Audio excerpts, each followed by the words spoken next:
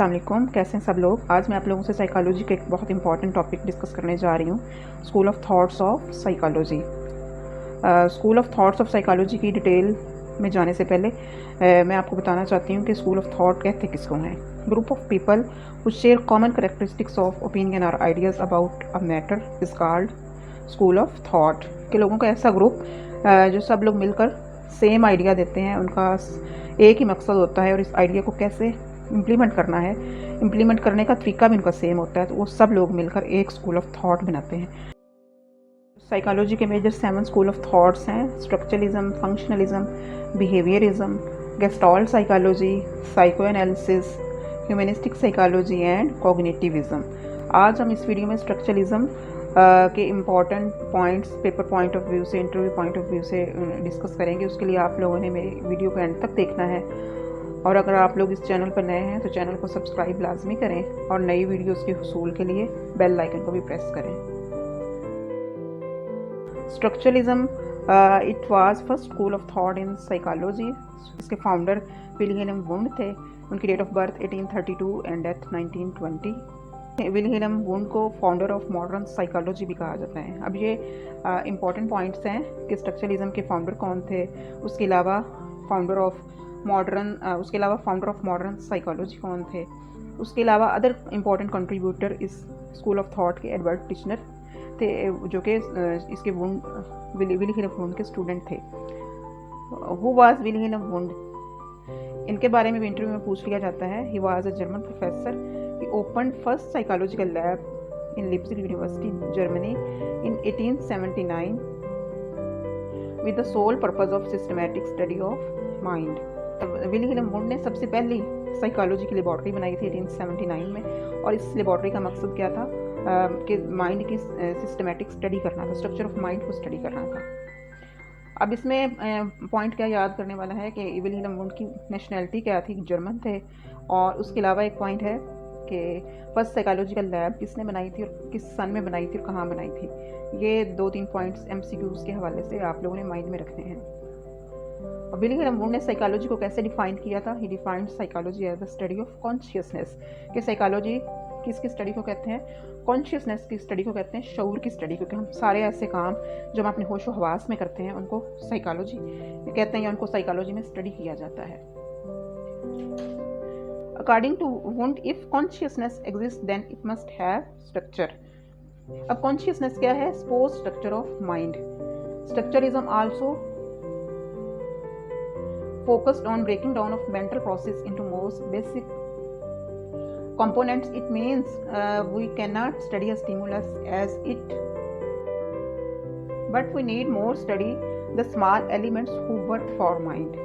कि हम किसी भी स्टिमुलस को एज होल नहीं स्टडी करते, बल्कि हमने उसके एलिमेंट्स को, उसके पार्ट्स को, जो स्टिमुलस को बना रहे हैं, हमने उसको डिस्कस करना है।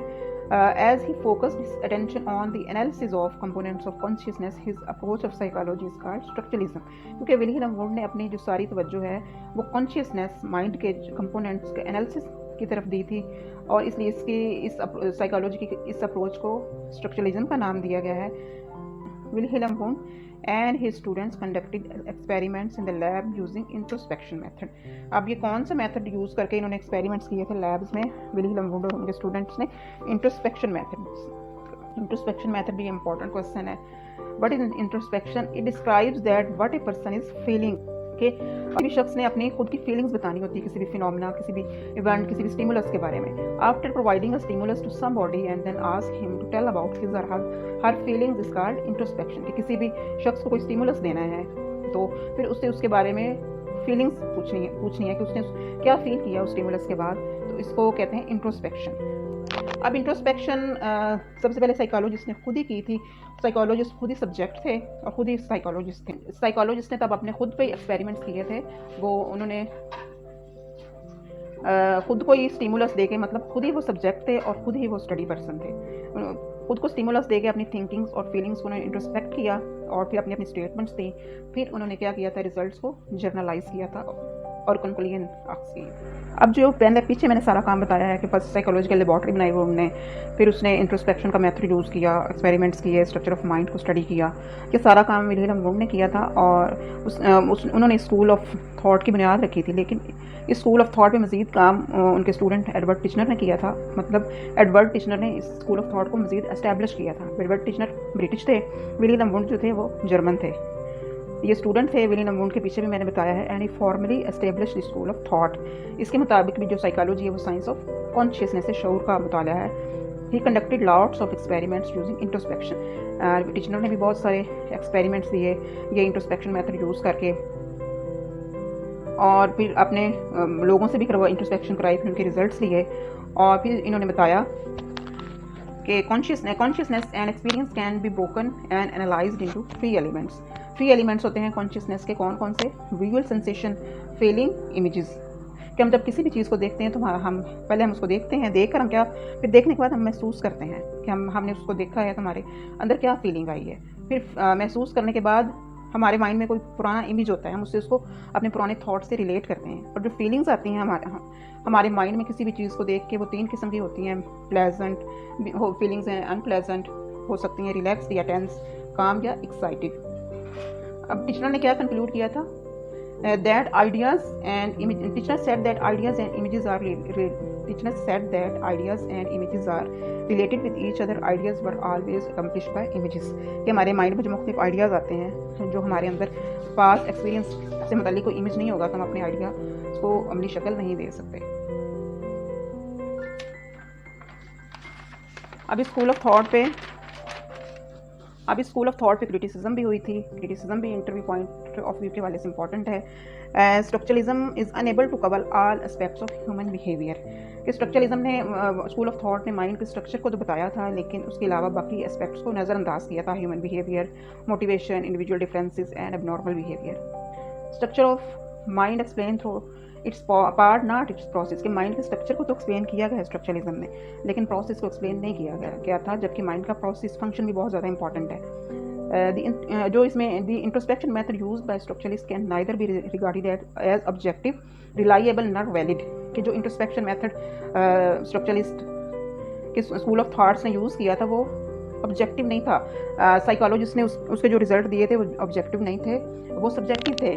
उसमें उनकी अपनी फीलिंग्स, बाइसनेस शामिल थी, ना ही वो रिजल्ट्स वैलिड थे। अब साइकोलॉजिस्ट ने introspection method used by structuralist can neither B regarded as objective, reliable, nor valid, since each introspectionist may be found to describe his own sensory experiences in his own subjective way। कि हर इंट्रोस्पेक्शनिस्ट, हर psychologist जिसने अपने आप पे तब introspection की थी, उन्होंने अपने रिजल्ट्स बताए थे अपनी फीलिंग्स के हवाले से।